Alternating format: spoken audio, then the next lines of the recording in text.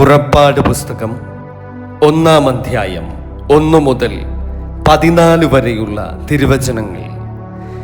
യാക്കോബിനോടുകൂടെ താൻ്റെ കുടുംബസഹിതം മിസ്രൈമിൽ വന്ന ഇസ്രായേൽ മക്കളുടെ പേരുകളാവിത്: രൂബേൻ, ശിമയോൻ, ലേവി, യഹൂദ, ഇസാഖാർ, സെബലൂൻ, ബെന്യാമീൻ, ദാൻ, നഫ്താലി, ഗാദ്, ആശേർ.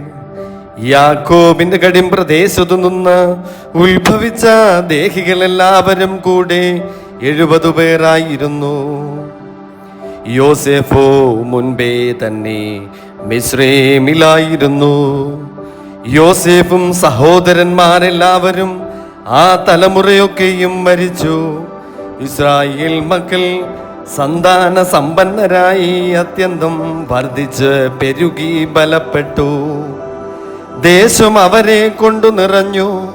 അനന്തരം യോസേഫിനെ അറിയാത്ത പുതിയൊരു രാജാവ് മിസ്രൈമിൽ ഉണ്ടായി.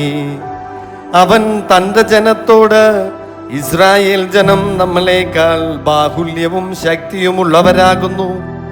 അവർ പെരുകിയിട്ട് ഒരു യുദ്ധമുണ്ടാകുന്ന പക്ഷം നമ്മുടെ ശത്രുക്കളോട് ചേർന്ന് നമ്മോട് പൊരുത് ഈ രാജ്യം വിട്ടുപോയിക്കൊള്ളുവാൻ സംഗതി വരാതിരിക്കേണ്ടതിന് നാം അവരോട് ബുദ്ധിയായി പെരുമാറുക. അങ്ങനെ കഠിന വേലകളാൽ അവരെ പീഡിപ്പിക്കേണ്ടതിന് അവരുടെ മേൽ ഊഴിയ വിചാരകന്മാരെയാക്കി.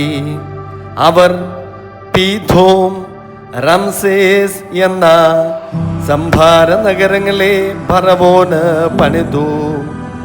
എന്നാൽ അവൻ പീഡിപ്പിക്കും തോറും ജനം പെരുകി വർദ്ധിച്ചു. അതുകൊണ്ട് അവർ ഇസ്രായേൽ മക്കൾ നിമിത്തം പേടിച്ചു.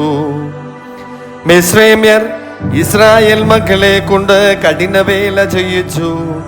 കളിമണ്ണും ഇഷ്ടികയും വയലിലെ സകലവിധ വേലകളും സംബന്ധിച്ചുള്ള കഠിന പ്രവൃത്തിയാലും അവരെ കൊണ്ട് കാഠിന്യത്തോടെ ചെയ്യിച്ച സകല പ്രയത്നത്താലും അവർ അവരെ ജീവനെ കൈപ്പാക്കി.